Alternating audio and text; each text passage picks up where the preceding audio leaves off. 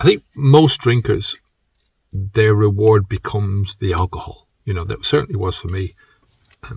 It was, at the end of the day, that's what I rewarded myself for. I worked hard because I needed, not to get the money for alcohol, but it's cheap enough. You can, you don't have to spend a fortune to go out and get alcohol. You don't see a lot of people going out and robbing to get alcohol, for instance, like they would with other drugs. But I think the more that you drink, the more that you perceive alcohol as being a reward. And what a stinking, horrible reward it actually is. I mean, if you look at it from the perspective of the alcohol itself, you're down in a poison which is physically killing off your life very slowly in a lot of different ways. So from a physical perspective, from a mental perspective, and from a life perspective, right? And the reward of alcohol itself, where you're doing the same thing over and over again, there is no diversity in that. You might drink a different drink, but most people don't. They tend to go for the same drink.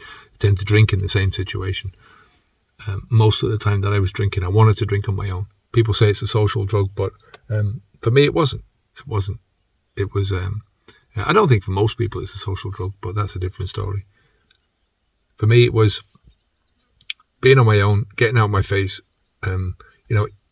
fully out of my face or partially out of my face. It was still getting out of my face, getting out of my head. And, that was my reward. What a stinking horrible reward. The world is full of stuff to do now. The world is full of opportunities to do things, potential. You're full of potential as a human being. We were talking about this morning, myself and Esther, that there's so much entitlement nowadays that because you're born, that you're entitled to certain things in life, or people think that they're entitled to certain things in life. And I remember reading when I was a kid, and I thought this was such a great way of looking at things, that there's so many millions or hundreds of millions or billions or whatever it is of sperm that are flowing down into your mother's womb as when the act happens, and they're all trying to fertilize the egg, and you were the one that fertilized the egg. You're the sperm that got through.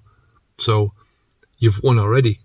And that's the one way of looking at it. It's just a very basic way of looking at it. But then we go through life. Weirdly, I think a lot of it's to do with propaganda, and, we're taught this way in society, and, that's just the way it is. But look, I think when you talk about a lot of stuff, I had a guy this morning, one of the comments was, I've just drank 3 gin and tonics and moderation works. Well, good for you. It's your body. What are you doing watching my stuff? Doesn't make any difference. Doesn't make any sense. If you think moderation works for you, then go ahead. If you think putting poison into your body works for you, go ahead. It's your body. It's your life. End of story, For me, moderation never worked because it led me back to the same bullshit again. The reason I was drinking was because I wanted to get a buzz. And if I moderated, it meant that I wasn't getting the buzz that I wanted to. So it just didn't work. And most people moderate according to their pain instead of the alcohol. So, there's a different story. The more you drink and the more you moderate and the more you try and moderate, the more you try and squeeze this alcohol into your life and convince yourself that it's there and it needs to be there, the more you get onto that instant gratification mentality, which is as soon as you have any bad feelings, you want to gratify you want to hide from the feelings for a start, from the bad feelings. But as soon as you need your kicks in the moment, you can't think about the long term, because the more you drink, the more alcohol becomes the kick for you, the reward. So I think once you come to your senses, you start thinking like a grown up, you understand that the clock is ticking for you and that life is slowly ebbing away.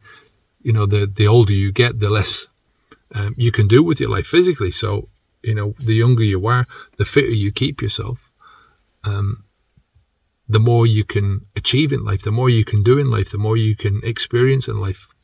That's what it's all about, no? Experiencing what's there to experience and to take advantage of everything that's available to you nowadays.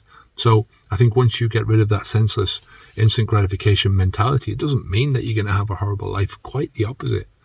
You have to start thinking about your long-term feelings instead of your short-term ones. Because it's the long-term feelings that matter at the end of the day. The short-term feelings just give you an instant buzz and that's it. They're gone 2 minutes later, 3 seconds later, 4 seconds later.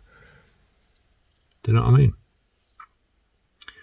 But long-term gratification of those feelings, contentment and overall happiness, that's why we work. That's why we put ourselves through the discomfort of whatever we're doing in life. And we seem to grasp that on one aspect of our lives in terms of, work success. Some people, yourself, if you want success in relationships, it doesn't happen. You have to work at it. But it's the same thing as you in your physical life. You've got to work at these things. You've got to work at not only bringing the things in that you need for a good life, but eliminating the things that are putting barriers in your way. So to get that long-term feeling of contentment and happiness, you've got to think about things in terms of long-term rewards. What's going to give you a long-term reward? When I talk about rewards, people think in terms of short-term. What's going to give me a buzz now? What's going to make me feel good now? That's a drinking mentality. That's an instant gratification mentality. So, when you're drinking, your rewards, that kind of reward is just, it's boring. It's the same old, same world. It puts you into a straitjacket. It's like locking yourself into a prison cell and saying, well, this is the life that I'm going to live. This is the life I'm happy to live. But you're locked inside this horrible prison cell. It's like having a fancy car with no wheels on it. Do you know what I mean? You're not going to get anywhere. But when you are the opposite way and you start to think about things from the long-term expanded life mentality, then that's what you're going to get. You're going to get an expanded life. You're going to get a much more richer life with much more diverse rewards, much more diverse experiences. So these videos are always sponsored by Habits Unplugged, Habits V2. We've got, if you're looking to stop drinking alcohol and you're looking for my help to take you step by step through the way, this is the best place that I can point you to. I mean, it's our place, so it's the only place I'm going to point you to. We've got a lot of step-by-step videos. I'm there every day with several different ways that you can contact and ask questions, and we can interact with each other.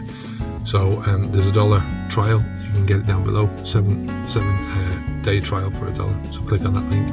And if you haven't subscribed to the channel already, subscribe. If you have any questions you want me to answer, if you have any comments, you're much more likely you'll get priority access if you're a public subscriber, or if you've clicked the join button and you're subscribing that way, you're becoming a member that way. So yeah, it's I'll leave it there for today. Take care of yourself, and I will speak to you again in the next video. Onwards and upwards. Bye now.